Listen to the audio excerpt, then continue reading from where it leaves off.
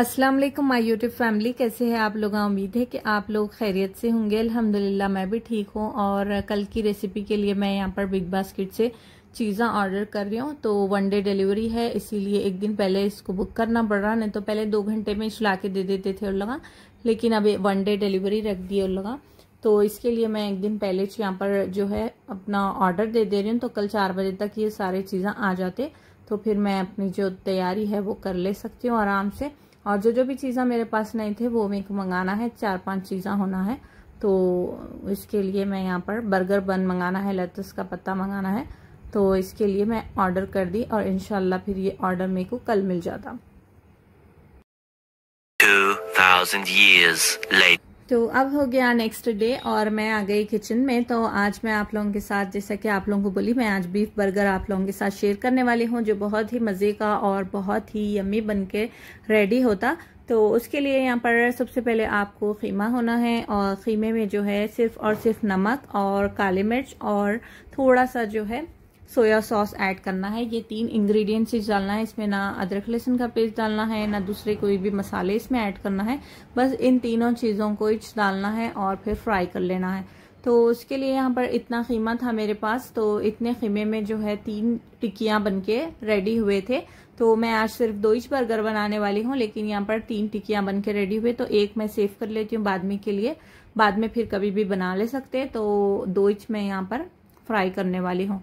तो यहाँ पर देखिए थोड़ा सा हाथ में जो है खीमा लेके और उसको मैं पहले गोल बना ली और फिर साथ ही साथ उसको प्रेस करके ये खीमे की टिक्की बना ली। जैसा कि अपन कबाब वगैरह बनाते तो वैसे मैं यहाँ पर प्रेस करके तीनों टिक्कियाँ बना ली। और माशाल्लाह से ये हैमबर्गर जो है वो बहुत ज़बरदस्त बनता और आप लोग भी ट्राई करो। तो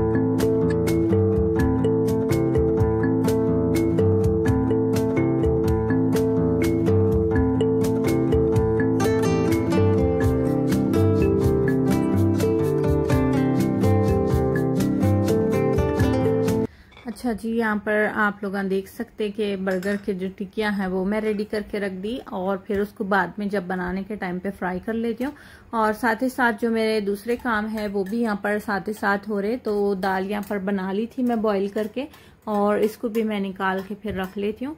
और फिर मतलब एंड टाइम पे जो है ना काम बढ़ जाता, तो इसके लिए मैं जब इसको निकाल के रैप करके रख देती हूँ तो फिर मेरे को लास्ट में ये सब काम करने की ज़रूरत नहीं रहती। और फिर यहाँ पर देखिए मैं जो बर्गर है उसके लिए भी यहाँ कटिंग करके रख ली। बर्गर में जो है ना स्लाइसेस जाते ऑनियन के और खीरे के और फिर टमाटर के, तो वो भी मैं यहाँ पर कट करके रख ली। और साथ ही साथ यहाँ पर जो चीज़ें मैं मंगाई थी तो वो उसका टाइम पे जो है ना डिलीवरी हो गई और अल्हम्दुलिल्लाह से सब चीज़ें मेरे को टाइम पे मिल गए। और अब बीच मेरे को बर्गर भी रेडी करना था। तो असर की अजान जो है, नमाज जो है वो हो गई मेरी। और फिर अब मैं आ गई थी यहाँ पर अपना जो डिलीवरी है वो रिसीव करके। तो यहाँ पर देखिए ये फ्रेश पत्ता आया माशाल्लाह से। मैं सोची कि पत्ता कैसा ला के देते किलो, मतलब मुरझाया हुआ या फिर येलो हो गया जैसा लाते होंगे समझी, लेकिन माशाल्लाह से फ्रेश पत्ता इन लोग ला के दिए। तो ये पत्ते को मैं फिर तोड़ के जो थोड़ा ख़राब हो जा रहा उसको भी निकाल लेके जो है ना ठंडे पानी में इसको डिप करती हूँ। तो ये फिर से एक्टिव हो जाता, मतलब फिर से फ्रेश हो जाता। ये इसको ठंडे पानी में डालना है, चिल्ड पानी में। तो मेरे पास ठंडा पानी थोड़ा ही था तो इसमें मैं थोड़े से आइस क्यूब डाल के ये पत्तों को थोड़ा नमक डाल के ऐसी रख दी। उसके बाद में इसको निकाल के जो है ना पानी इसका ड्रेन कर देना, मतलब कोई छन्नी वन्नी में रख के इसको ड्रेन कर देना। पत्ता जो है वो बिल्कुल सूख जाना, नहीं तो फिर बर्गर में रखने के बाद में फिर बर्गर ख़राब हो जाता। तो इसके बाद में फिर यहाँ पर जो एक्स्ट्रा पत्ता है वो उसको मैं फ्रिज में रख देती हूँ। तो जैसा ये आया था वैसे रख देती हूँ, तो ये फ्रेश भी रहता और फिर मेरे को नेक्स्ट टाइम में यूज़ करने में भी ये काम आ जाता। तो इसको रबर बना हुआ था तो मैं भी इसको जो है ना रबर बन के फ्रिज में ये पत्ता रख दूँगी।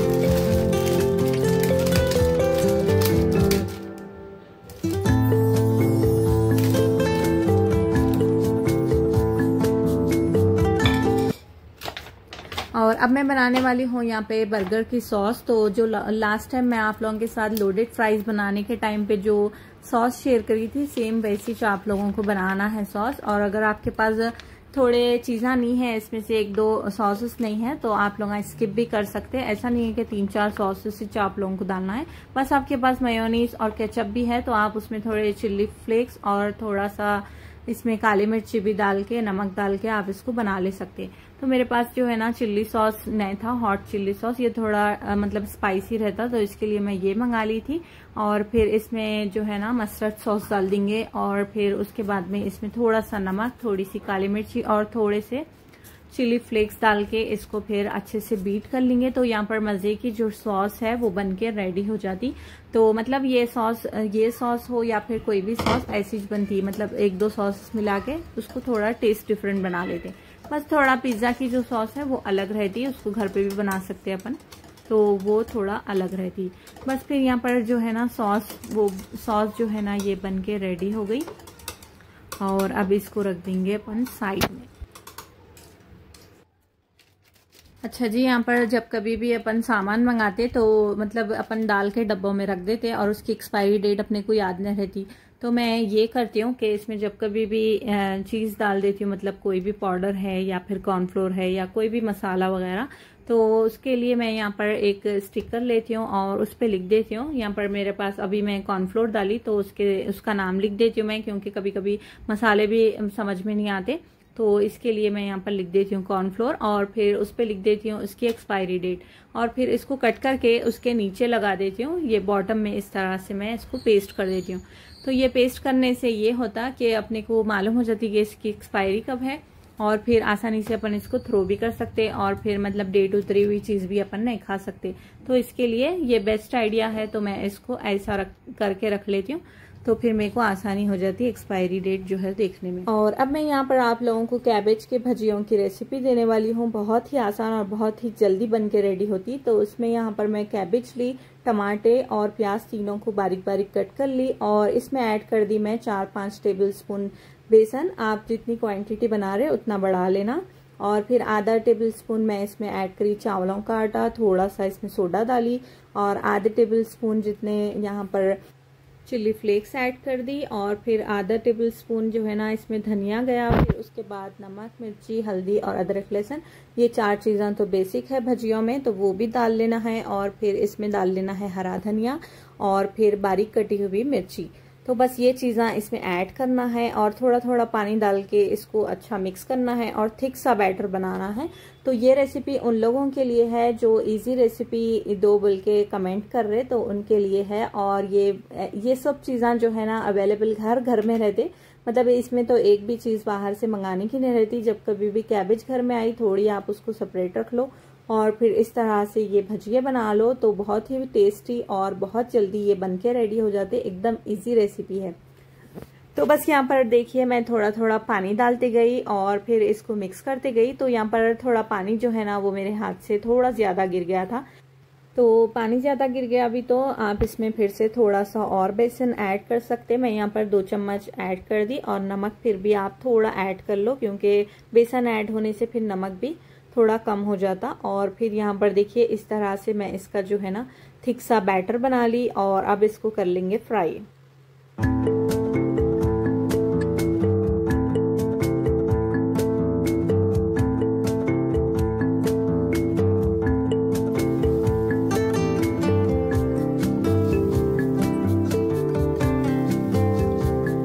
भजियों में जो है ना वेजीज ज्यादा है, मतलब 3 भी वेजीज जो है ना वाटरी है, तो इसके लिए आप लोगों को जो है ना फ्लेम हाई पे रखना है। लो फ्लेम पे आप लोगों को इसको नहीं बनाना है, नहीं तो फिर ये बहुत नरम हो जाते। और फिर निकालने के टाइम पे भी आप लोग याद से जो है ना फ्लेम को कम नहीं करना है, हाई फ्लेम पे आप लोगों को इसको निकाल लेना है। इससे ये होता कि इसमें जो ऑयल रहता वो हाई फ्लेम पे निकालने से ये जो एक्स्ट्रा ऑयल है वो जल्दी आसानी से नीचे गिर जाता, नहीं तो फिर इसमें ऑयल जो है ना वैसे ही रह जाता। अगर अपन फ्लेम कम कर दिए तो फिर भजियों में ऑयल जो है वो वैसे ही रह जाता। तो इसके लिए आप लोगों को कभी भी कोई भी भजिए तल रहे तो आप लोगों को हाई फ्लेम पे उसको निकाल लेना रहता। और अब यहाँ पर मैं जो टिक्कियाँ बना के रख दी थी तो उसको मैं यहाँ पर फ्राई करने वाली हूँ। एक और जो टिक्की थी वो मैं उसको फ्रीज कर दी, तो वो नेक्स्ट टाइम के लिए काम आ जाती। तो यहाँ पर सिर्फ 2 जो टिक्कियाँ हैं मेरे पास उसको मैं यहाँ पर फ्राई कर ले रही हूँ। तो जब तक मैं इसको फ्राई होने के लिए रख दी, और फिर दूसरी तरफ मैं बर्गर बंस को जो है ना बीच में से कटिंग करना है। तो ये स्पेशल बर्गर के लिए रहते, और ये मतलब यहाँ के बेकरीज में मिल रहे थे, वो स्पेशल बनाने लगाते बोल के उन लोग बोल रहे थे। तो फिर मैं इसीलिए इसको ऑनलाइन से ऑर्डर करी, और फ्रेश बहुत अच्छे आए थे। और बीच में जो है ना लाइन भी थी, तो उसके बराबर हम लोगों को ये कट करने का था। तो मैं हमेशा जो पाव वाले बंद रहते तो उसमें बनाती थी अगर बर्गर बनाना रहा। तो फिर मैं सोची कि अभी मैं सब इंग्रेडिएंट्स भी सही डाल रही हूँ और सब मतलब सही परफेक्ट बना रही हूँ, तो फिर बंस को जो है ना वो पाव वाले बन में रख के गई को बनाना। फिर मैं इसका सर्च करी ऑनलाइन में कि ये बंस जो है ना बर्गर के वो किधर मिल रहे बोल के, तो बिग बास्केट पे मेरे को मिल गए थे। तो फिर मैं एक बार जो है ना उसको ऑर्डर करी थी, तो फिर वो आउट ऑफ स्टॉक हो गए थे। फिर मैं उसको फिर से ऑर्डर करी, तो एक दिन मैं स्किप कर दी थी ये रेसिपी बनाना, क्योंकि मेरे को बंस नहीं मिले थे, तो इसके लिए एक दिन डिले कर दी थी भी मैं।